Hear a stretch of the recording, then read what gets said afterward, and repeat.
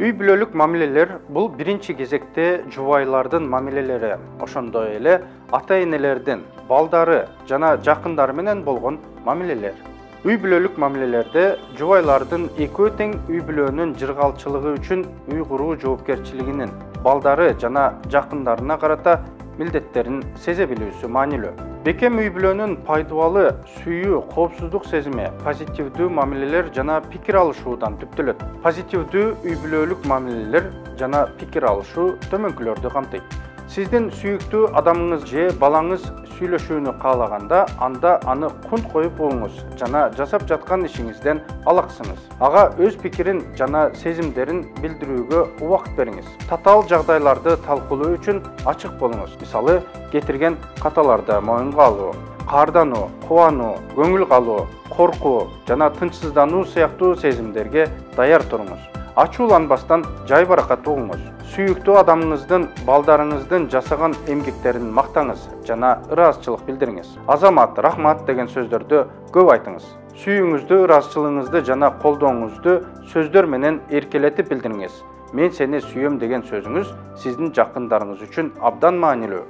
Ийгиликтерине суктаныңыз жана жакындарыңыз үчүн сыймыктанганыңызды билдириңиз. Алардын жеңишин өзүңүздүкүндөй кабыл алыңыз. Мамилелериңизди вербалдык эмес түрдө көрсөтүңүз. Кучактоо, өбүү, жылуу көз караш сиздин сөздөрүңүздү тастыктайт. Бири-бириңердин жашооңорго кызыккыла, мелдештерге, спектакльдерге, көркөм оюн жоокторго жана башка иш-чараларга бирге баргыла. Үй бүлөлүк окуяңарды жана эскерүүлөрүңөрдү айтып бергиле. Ошондо гана бири-бириңерди көбүрөөк биле аласыңар. Бири-бириңердин айырмачылыгыңарды, талантыңарды жана жөндөмүңөрдү тааный билгиле. Күчтүү жактарыңарды колдонгула. Жакшы мамилелер үй бүлө мүчөлөрүнүн бактылуу жашоого бөлөйт. Мындай үй бүлөдө карама-каршылыктар, ар кандай терс кырдаалдар дээрлик болбойт. Бири-бирине оң маанайда болгон үй бүлө мүчөлөрү башкаларга дагы окшош мамиле кылат. Позитивдүү мамилелерди түзө албаган үй бүлөлөрдө көп карама-каршылыктар жаралат. Бул үй бүлөлүк зомбулукка жол ачат. Жубайлардын ортосундагы терс мамилелерден улам чыккан зомбулук үй бүлөнүн башка мүчөлөрүнө, анын ичинде балдарга дагы жайылышы мүмкүн. Эгерде жубайлар кычырдануусун жана нааразычылыгын балдардан чыгарса, аларда ишенбөөчүлүк сезими жаралат. Үй бүлөдөгү адамдар ортосундагы мамилелердин бекемдигине тоо кетет. Үй бүлөлүк зомбулукка жол бербөө жана үйдөгү жагымдуу чөйрөнү калыптандыруу үчүн позитивдүү мамиле түзүүнү үйрөнүү керек. Балдарыңар силерди туурашуу үчүн аларга ата-эне катары мыкты үлгү көрсөткүлө.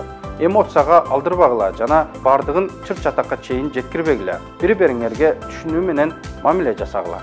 Талашып тартышуудан алыс болгула. Анткени ар бир адамдын өзүнүн чындыгы, пикири жана көз караштары бар. Талашта жеңүүчүлөр жок. Өнөктөштөрүңөр үчүн маанилүү маселелерге жана көйгөйлөргө кайдыгер мамиле жасабагыла. Аларга боор тартканыңарды көрсөткүлө жана өз ара колдоо менен жооп бергиле. Көйгөйлөрдү чогуу чаран чечкиле, бири-бириңерди уккула, жай баракат ой жүгүрткүлө, ар кандай чечимдерди талкуулагыла, башкалардын пикирлерин урматтагыла, конструктивдүү чечимдерди кабыл алгыла жана эпке келүү жолдорун издегиле. Кыйынчылыктарды чогуу жеңгиле, бул үй бүлөлүк мамилелерди чыңдайт.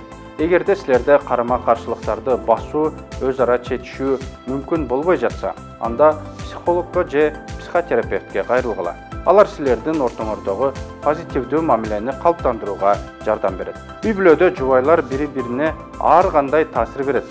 Позитивдүү үй бүлөлүк мамилелер бул шайкештик сүйүү, бакыт жана түшүнүү өкүм сүргөн зомбулук орун албаган бактылуу үй бүлөлүк жашоонун ачкычы. Жакшы үй бүлөдө балдар өздөрүн коопсуз жана сүйүктүү чөйрөдө жашап жатканын сезишет.